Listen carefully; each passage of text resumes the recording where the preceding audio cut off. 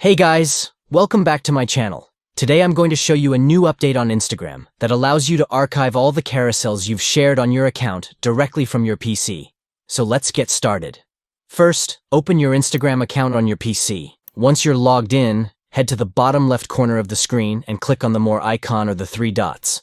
Next, click on Your Activity from the drop-down menu. This will take you to a page where you can manage your activity on Instagram. Now scroll down to the Photos and Videos section, and then click on the Reels section. Here, you'll be able to see all the carousels you've shared on your account.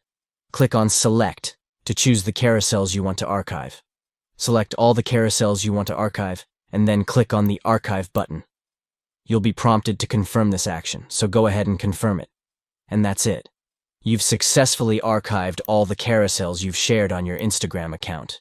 This new update makes it easier than ever to manage your content on Instagram directly from your PC. I hope you found this tutorial helpful. If you did, don't forget to give this video a thumbs up and subscribe to my channel for more tips and tricks on social media. Thanks for watching, and I'll see you in the next video.